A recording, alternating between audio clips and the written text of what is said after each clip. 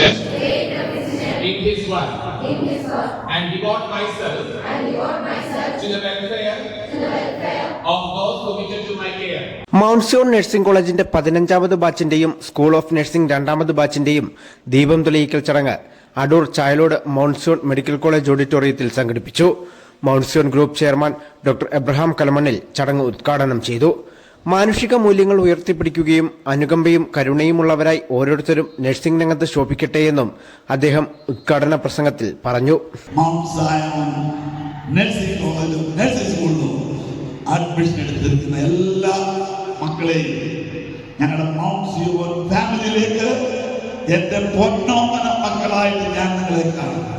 നിങ്ങൾ 4 വർഷം കൂടെ പഠിച്ച് 3 വർഷം പഠിച്ചു പോകുമ്പോൾ I believe in you graduate from this institution as my son and my daughter. We love you.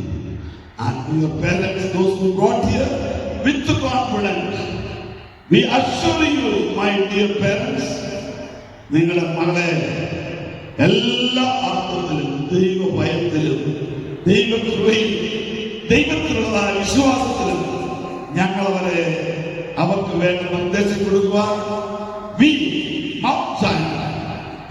അതൊരു സത്യപ്രതിജ്ഞ ചെയ്തിട്ടുണ്ട്.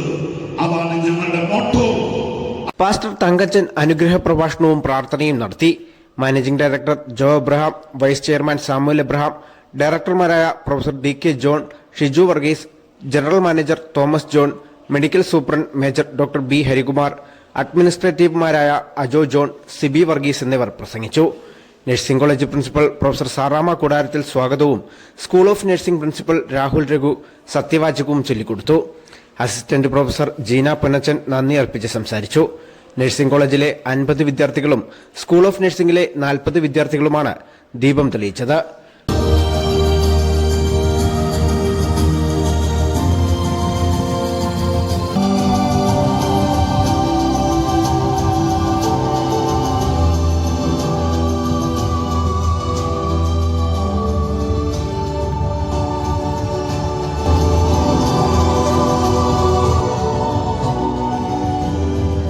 അധ്യാപകരും അനധ്യാപകരും രക്ഷിതാക്കളും ഉൾപ്പെടെ 600ഓളം പേർ ചടങ്ങിൽ പങ്കെടുത്തു.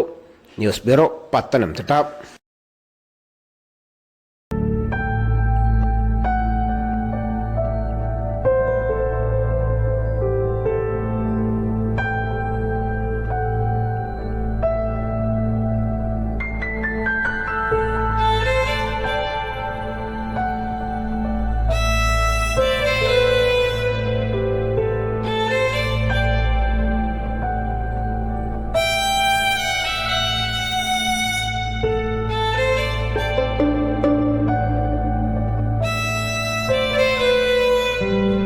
Mount Zion Medical College Hospital, Adur, Pathanamthitta.